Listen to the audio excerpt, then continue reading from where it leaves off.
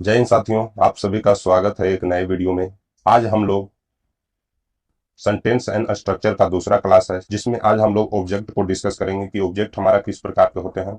तो चलिए आज हम ऑब्जेक्ट को देखते हैं। तो ऑब्जेक्ट ऑब्जेक्ट हमारा है जो 6 प्रकार के होते हैं। ऑब्जेक्ट हमारा है जो 6 प्रकार के होते हैं। अब हम देखते हैं कि 6 प्रकार के कौन कौन से होते हैं। तो पहला हमारा है जो डायरेक्ट ऑब्जेक्ट, दूसरा हमारा इनडायरेक्ट ऑब्जेक्ट, तीसरा हमारा प्रीपोजिशनल ऑब्जेक्ट, चौथा रिफ्लेक्सिव ऑब्जेक्ट, और पांचवा है जो कोग्नेट ऑब्जेक्ट, और छठा है जो रिटेन ऑब्जेक्ट। अब हम इन ऑब्जेक्ट को बारी बारी से डिस्कस करते हैं कि डायरेक्ट ऑब्जेक्ट हम लोग किसको कहेंगे, इनडायरेक्ट किसको कहेंगे, प्रीपोजिशनल किसको कहेंगे, रिफ्लेक्सिव किसको कहेंगे, कोग्नेट किसको कहेंगे और रिटेन किसे कहेंगे। तो चलिए हम लोग डायरेक्ट ऑब्जेक्ट की तरह चलते हैं। तो direct object suffer to an action, यानी if a person, animal or thing is the sufferer to an action, then said person, animal, things is called direct object। यानी यदि कोई व्यक्ति, जानवर, वस्तु किसी एक्शन का सफरर है, यानी कोई भी एक्शन का सफरर है, या उस एक्शन का फल पड़ता है, या पर एक्शन का फल अगर पड़ेगा, तो वह व्यक्ति है, जानवर है और वस्तु है, सफरर है और डायरेक्ट ऑब्जेक्ट है। चलिए हम लोग एग्जांपल से समझते हैं। जैसे राम ने सांप को मारा, राम किल्ड अ स्नेक। तो ऊपर के वाक्य में राम के एक्शन का फल है जो स्नेक पर पड़ रहा है, यानी राम ने सांप को मारा। तो जो राम का एक्शन यानी मारने का जो काम हुआ है, वो सांप यानी स्नेक पर पड़ रहा है कि राम किसको मारा, तो सांप को मारा। तो इसका फल पड़ रहा है, इसका फल पड़ रहा है। और जब वह स्नेक को मारा तो स्नेक की गति है जो बंद हो गई, स्नेक की गति है जो बंद हो गई। इसलिए स्नेक सफरर है, क्योंकि राम ने सांप को मारा। राम ने किसको मारा, राम ने मारा सांप को, लेकिन सांप हो गया हमारा सफरर। और उस सांप को जैसे ही मारा उसकी गति बंद हो गई। जब उसकी गति बंद हो गई तो स्नेक हमारा है जो सफरर है और डायरेक्ट ऑब्जेक्ट है, और डायरेक्ट ऑब्जेक्ट है। अब आगे कुछ और सेंटेंस हम लोग देखते हैं। जैसे राम फुटबॉल खेलता है, राम प्ले फुटबॉल। यानी ऊपर के वाक्य में राम का जो एक्शन है, राम एक्शन, इसमें क्या है, एक्शन है हमारा प्ले, एक्शन है हमारा प्ले। तो राम का एक्शन का जो फल है वो फुटबॉल पर पड़ रहा है, यानी राम खेल रहा है। तो क्या खेल रहा है, तो फुटबॉल खेल रहा है। और फुटबॉल में गति उत्पन्न हो गई, जैसे ही राम फुटबॉल खेला तो उसमें गति उत्पन्न हो गई। इसीलिए फुटबॉल हमारा है जो सफरर है और डायरेक्ट ऑब्जेक्ट है। डायरेक्ट ऑब्जेक्ट के कुछ और हम लोग एग्जाम्पल देखते हैं। जैसे राम ने अपने भाई को मारा, तो राम ने अपने भाई को मारा, तो राम का एक्शन क्या है, तो राम का एक्शन है बीट। राम का एक्शन क्या है, बीट। तो राम ने किसको मारा, तो अपने भाई को, यानी एक्शन का फल पड़ रहा है। ऊपर के वाक्य में राम के एक्शन का फल उसके भाई पर पड़ रहा है। जो राम एक्शन किया है उसका फल है जो उसके भाई पर पड़ रहा है। तभी तो कि उसने मारा तो किसको मारा, तो अपने भाई को मारा। तो भाई को मारा तो भाई को तो चोट लगी होगी और दर्द का अनुभव भी हुआ होगा। इसीलिए ब्रदर है जो सफरर है और डायरेक्ट ऑब्जेक्ट है। उसी तरह राम ने सेव को खाया, तो राम एट, एट हमारा क्या है, एक्शन। और एक्शन का फल किस पर पड़ रहा है, तो एन एप्पल, यानी राम ने क्या खाया, तो राम ने एप्पल खाया। तो देखते हैं कि ऊपर के वाक्यों में राम के एक्शन का जो फल है वो एप्पल पर पड़ रहा है, और जैसे ही राम ने एप्पल खाया तो उसका अस्तित्व समाप्त हो गया। इसलिए एप्पल सफरर है, यानी एप्पल है जो सफरर है, सफरर है और डायरेक्ट ऑब्जेक्ट है।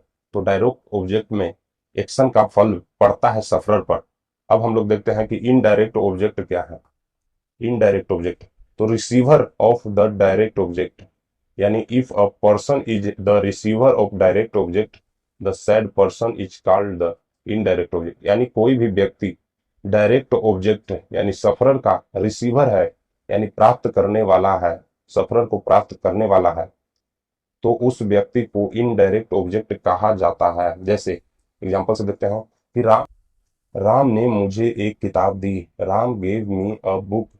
तो इसमें मी यानी राम ने किसको किताब दी, तो मेरे को किताब दी, तो मी भी ऑब्जेक्ट हो गया।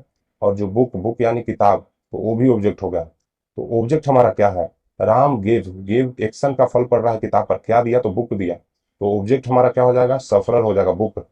और सफरर है तो ये कौन सा ऑब्जेक्ट होगा, जब बीच में सफरर दिया है, किसी सेंटेंस के बीच में अगर सफरर दिया तो वो हमारा डायरेक्ट ऑब्जेक्ट हो जाएगा। लेकिन राम ने मुझे भी किताब दी, तो मी क्या है, मी भी ऑब्जेक्ट है, लेकिन कैसा ऑब्जेक्ट है कि ये प्राप्त कर रहा है। हमने ऊपर पढ़ा इनडायरेक्ट में कि जो प्राप्त कर रहा है यानी रिसीवर है, तो रिसीवर यहाँ पर है हमारा, ये प्राप्त कर रहा है, तो ये हमारा क्या हो गया, इनडायरेक्ट ऑब्जेक्ट हो गया। तो इस तरह हम लोग वाक्य में देखें कि इनडायरेक्ट और डायरेक्ट ऑब्जेक्ट कौन से हैं। अब ऊपर के वाक्य में दो ऑब्जेक्ट हैं, एक है मी, वो हमने ऊपर देखा कि मी है, दूसरा है बुक। बुक पर एक्शन का फल पड़ता है। हमने ऊपर ही बताया दोस्त कि Ram give me a book, यानी गिव यानी दे रहा है। क्या दे रहा है? क्या दे रहा है? तो बुक दे रहा है। तो बुक पर एक्शन का यानी एक्शन कौन हो गया? ये हमारा एक्शन हो गया, ये हमारा एक्शन हो गया। तो बुक पर एक्शन का फल पड़ रहा है और उसमें गति उत्पन्न हो रही है, दे रहा है तभी तो इधर से उधर जा रहा है बुक हमारा, इसीलिए बुक हमारा सफरर है और डायरेक्ट ऑब्जेक्ट है। तो हमने देख लिया कि डायरेक्ट ऑब्जेक्ट है। और दूसरा ऑब्जेक्ट मी है, जो कि डायरेक्ट ऑब्जेक्ट बुक का रिसीवर है। डायरेक्ट ऑब्जेक्ट बुक का रिसीवर यानी प्राप्त करने वाला है, इसीलिए मी है जो इनडायरेक्ट ऑब्जेक्ट हो गया। तो इस तरह हम लोग देख रहे हैं कि किस तरह हमारा इसमें इनडायरेक्ट और डायरेक्ट ऑब्जेक्ट है। अब हम आगे चलते हैं तो प्रीपोजिशनल ऑब्जेक्ट पर चलते हैं। तो noun or pronoun followed by a preposition. If a noun or pronoun is followed by a preposition, the said noun or pronoun is called the prepositional object. इसका हम लोग हिंदी देखते हैं कि यदि किसी नाउन या प्रोनाउन से पहले प्रीपोजिशन लगा होता है, कोई भी प्रीपोजिशन लगा होता है, तो उस नाउन या प्रोनाउन को प्रीपोजिशनल ऑब्जेक्ट कहते हैं। यानी नाउन, किसी सेंटेंस में अगर कोई नाउन दिया है या फिर कोई प्रोनाउन दिया, उससे पहले अगर कोई प्रीपोजिशन लग गया तो उसको हम लोग प्रीपोजिशनल ऑब्जेक्ट कहेंगे। जैसे एक भिखारी दरवाजे पर खड़ा हुआ है, अब beggar is standing at the door. अब इसमें हम लोग देखते हैं कि नाउन और प्रोनाउन से पहले एट कैसे लगा है। तो ऊपर के वाक्यों में द डोर से पहले एक प्रीपोजिशन एट लगा हुआ है, इसीलिए एट द डोर को प्रीपोजिशनल ऑब्जेक्ट कहा जाता है। तो ये हमारा नाउन या फिर प्रोनाउन कुछ भी हो, नाउन या फिर प्रोनाउन हो, उससे पहले एट है, एट एक शब्द है जो लगा हुआ है, ये है प्रीपोजिशन शब्द, ये भी लगा हुआ है, तो इसलिए एट द डोर है जो प्रीपोजिशनल ऑब्जेक्ट हो गया हमारा, ऑब्जेक्ट हो गया हमारा। और प्रश्न यह है कि द डोर से पहले प्रीपोजिशन एट का प्रयोग क्यों किया गया है? एट ही का क्यों किया गया है? इसका उत्तर में यह होगा कि हिंदी के वाक्य में पर लगा हुआ था, इसीलिए एट का प्रयोग किया गया था।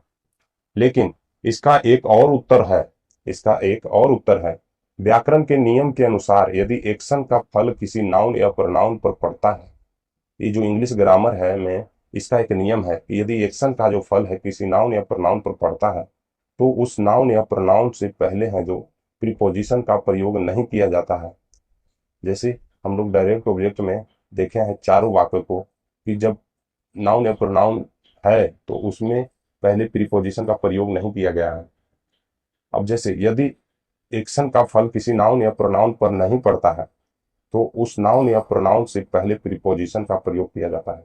यानी जो फल नहीं पड़ता है तो उस नाउन या प्रोनाउन से पहले प्रीपोजिशन का प्रयोग किया जाता है। लेकिन यदि एक्शन का फल किसी नाउन या प्रोनाउन पर पड़ता है तो उस नाउन या प्रोनाउन से पहले प्रीपोजिशन का प्रयोग नहीं किया जाता है। ये हमने ऊपर के वाक्य में देखा है कि एक्शन का फल है जो नाउन या प्रोनाउन पर पड़ता है तो प्रीपोजिशन का प्रयोग नहीं किया जाता है। लेकिन एक्शन का फल अगर नाउन या प्रोनाउन पर नहीं पड़ता है तो उस नाउन या प्रोनाउन से पहले प्रीपोजिशन का प्रयोग किया जाता है। अब हमने ऊपर के वाक्य जो ए बेगर है इसमें हमने देख लिया है, जिसे इसमें हमने देखा है, इसमें हमने देखा है कि एट का प्रयोग किस कारण से हुआ है। तो चलिए अब हम लोग देखते हैं कि direct object, indirect object, prepositional object का वाक्यों में कौन सा स्थान होता है, मतलब कैसे कैसे अरेंजमेंट होते हैं इन वाक्यों में कि कौन सा किसका स्थान दिया जाए। तो डायरेक्ट ऑब्जेक्ट हम लोग देखते हैं। तो डायरेक्ट ऑब्जेक्ट का वाक्य में एक निश्चित स्थान होता है। डायरेक्ट ऑब्जेक्ट का एक वाक्य में निश्चित स्थान होता है, तो वो कौन सा स्थान होता है डायरेक्ट ऑब्जेक्ट का? तो डायरेक्ट ऑब्जेक्ट का जो हमारा है तीसरा स्थान होता है। जैसे राम किल्ड अ स्नेक, तो स्नेक ये हमारा पहला स्थान हो गया, राम जो कि हमारा सब्जेक्ट है, हमने पढ़ा है पहले ही। किल्ड हमारा दूसरा हो गया और तीसरा हमारा हो गया। तो तीसरा जो हमारा है वो हमारा डायरेक्ट ऑब्जेक्ट है।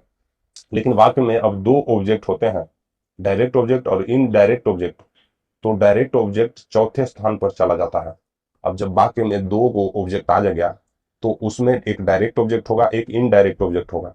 तो डायरेक्ट ऑब्जेक्ट है वो हमारा तीसरा स्थान से उठकर चौथे स्थान पर चला जाता है और तीसरे स्थान पर इनडायरेक्ट ऑब्जेक्ट आ जाता है। अब देखते हैं कैसे। तो Ram gave me a book हमने ऊपर पढ़ा था, तो जो हमारा तीसरा पर था वो हमारा चौथा पर चला गया है। जैसे मी हमारा तीसरा पर आ गया, यानी इनडायरेक्ट हमारा तीसरा पर आ गया। और चौथा पर चला गया डायरेक्ट ऑब्जेक्ट, जबकि हमने ऊपर पढ़ा था कि डायरेक्ट ऑब्जेक्ट तीसरा पर आता है। लेकिन इसमें चौथा पर क्यों गया? क्योंकि इसमें दो ऑब्जेक्ट हैं, एक ऑब्जेक्ट मी है, एक ऑब्जेक्ट बुक है, इसीलिए वो चले गए तीसरा और चौथा स्थान ग्रहण कर लिए। लेकिन प्रीपोजिशनल ऑब्जेक्ट का वाक्य में कोई निश्चित स्थान नहीं होता है, यानी प्रीपोजिशन का कोई निश्चित स्थान नहीं होता है। प्रीपोजिशनल ऑब्जेक्ट वाक्य में कहीं भी आ सकता है, डूअर से पहले, डूअर के बाद भी आ सकता है, एक्शन से पहले भी आ सकता है और एक्शन के बाद भी आ सकता है। जैसे एग्जांपल हम लोग देखते हैं कि एक अंधेरी रात में एक अंधा आदमी अपने हाथ में दिया लिए हुए सड़क के किनारे किनारे जा रहा था। तो ये जो जा रहा था सड़क के किनारे किनारे अंधा आदमी एक, तो जा रहा हमारा क्या होगा? जा रहा हमारा हो गया एक्शन। और एक अंधा आदमी है, यानी एक्शन का जो डूअर है वो कौन है? तो एक हमारा अंधा आदमी है। तो इस तरह हमारा हो गया अंधा आदमी है जो हमारा हो गया डूअर, यानी सब्जेक्ट हो गया जो हमारा काम कर रहा है। तो यह हमारा हो गया डूअर। अब हम इसका इंग्लिश में कन्वर्ट करके देखते हैं। तो in a dark night a blind man with a lamp in his hand was going along the road. अब इसमें हमारा प्रीपोजिशनल ऑब्जेक्ट और डूअर और हमारा एक्शन कौन कौन सा है? तो गोइंग हो गया हमारा हो गया जा रहा है, वो हमारा हो गया एक्शन। अब ब्लाइंड मैन हो गया, वो हमारा हो गया डूअर। बाकी जितने बच गए अब हम देखते हैं कि इन अ डार्क नाइट लगा है, तो इन लगा है तो ये हमारा प्रीपोजिशनल ऑब्जेक्ट हो गया। विथ ए लगा है तो ये हमारा प्रीपोजिशनल ऑब्जेक्ट हो गया। इन हिज हैंड है तो ये हमारा प्रीपोजिशनल ऑब्जेक्ट, और अलोंग द रोड साइड है ये हमारा प्रीपोजिशनल ऑब्जेक्ट हो गया। अब ऊपर के वाक्य में चार प्रीपोजिशनल ऑब्जेक्ट हैं। पहला इन अ डार्क नाइट जो डूअर से पहले आया है, दूसरा विथ अ लैम्प जो डूअर के बाद आया है, और तीसरा इन हिज हैंड जो एक्शन के पहले आया है, और चौथा अलोंग द रोड साइड जो एक्शन के बाद आया है। इस प्रकार प्रीपोजिशनल ऑब्जेक्ट का वाक्य में कोई निश्चित स्थान नहीं होता है मेरे दोस्त, कोई निश्चित स्थान नहीं होता है प्रीपोजिशनल ऑब्जेक्ट का। इस प्रकार हम लोग देखें कि प्रीपोजिशनल ऑब्जेक्ट का वाक्य में कोई निश्चित स्थान प्राप्त नहीं दिया गया है, और ना ही है। प्रीपोजिशनल ऑब्जेक्ट को हम लोग डूअर के बाद भी लगा सकते हैं, डूअर से पहले भी लगा सकते हैं, एक्शन के बाद भी लगा सकते हैं, एक्शन से पहले भी लगा सकते हैं। ये हमने ऊपर के वाक्य में डिस्कस किया है। अब हमारा अगला है जो रिफ्लेक्सिव ऑब्जेक्ट है। तीसरा का डी पार्ट हमारा है जो रिफ्लेक्सिव ऑब्जेक्ट है, यानी action turn back upon the doer, यानी when an action done by the doer turn back upon the doer and it is called reflexive object. यानी जब कोई डूअर कोई एक्शन करता है और उस एक्शन का जो फल है उसी डूअर पर पलट जाता है तो उसे रिफ्लेक्सिव ऑब्जेक्ट कहते हैं, रिफ्लेक्सिव ऑब्जेक्ट कहते हैं। डूअर कोई एक्शन करता है और उस एक्शन का फल उसी डूअर पर पलट जाता है, जो एक्शन किया है उसी पर उसका फल पलट गया। तो एक्शन का फल अपने आप डूअर पर नहीं पलटता है, बल्कि कुछ विशेष शब्द हैं जो डूअर के एक्शन के फल को डूअर पर पलट देते हैं। ऑटोमेटिक है जो इसका फल है जो डूअर पर नहीं पलटता, बल्कि कुछ ऐसे शब्द बनाए गए हैं, बने बनाए हैं इंग्लिश में, जो कि एक्शन के फल को डूअर पर पलट देते हैं। जैसे कुछ विशेष शब्द कौन कौन से हैं? जैसे myself, ourself, yourself, himself, herself, itself, themself. इन सभी शब्दों का एक ही अर्थ है कि स्वयं या फिर अपने आप, स्वयं या फिर अपने आप। अब हम देखते हैं कि इनका एग्जाम्पल से हम किस तरीके से समझ सकते हैं कि एक्शन का फल है जो डूअर पर ऑटोमेटिक कैसे पलट जाते हैं। तो Ram killed a himself, Ram killed himself, यानी राम ने अपने आप को स्वयं मार डाला। यानी जो एक्शन किया है वो खुद पर किया है, किसी दूसरे पर नहीं किया है, यानी हिमसेल्फ अपने आप पर किया है। राम खुद को अपने आप ही मार डाला है, तो जो एक्शन किया है वो डूअर पर ही पलट जा रहा है, इसलिए ये रिफ्लेक्सिव ऑब्जेक्ट हो गए। ऊपर के वाक्य में हिमसेल्फ वो शब्द है जिसने राम, यानी राम है जो हमारा डूअर हो गया, राम डूअर हो गया, डूअर के एक्शन का फल को राम पर पलट दिया, इसीलिए हिमसेल्फ को रिफ्लेक्सिव ऑब्जेक्ट कहा जाएगा। जो हमारा हिमसेल्फ है इनको रिफ्लेक्सिव ऑब्जेक्ट कहा जाएगा, रिफ्लेक्सिव ऑब्जेक्ट, रिफ्लेक्सिव ऑब्जेक्ट कहा जाएगा, रिफ्लेक्सिव ऑब्जेक्ट कहा जाएगा, ऑब्जेक्ट कहा जाएगा। इस तरह हमारा रिफ्लेक्सिव ऑब्जेक्ट भी खत्म होता है। अब हम लोग अगला करेंगे, कॉग्निट बच गया है हमारा, और हमारा बच गया है एक रिटेन ऑब्जेक्ट। अब इनको हम लोग कल की क्लास में करेंगे, और कॉम्प्लीमेंट हमारा जो सेंटेंस का चौथा बच गया है वो। इस तरह हमारा रिफ्लेक्सिव ऑब्जेक्ट खत्म होता है। अगर अगर आपको वीडियो देखकर आपको समझ में आता है इंग्लिश का ग्रामर, तो बिल्कुल चैनल को सब्सक्राइब कीजिए, वीडियो को लाइक कीजिए,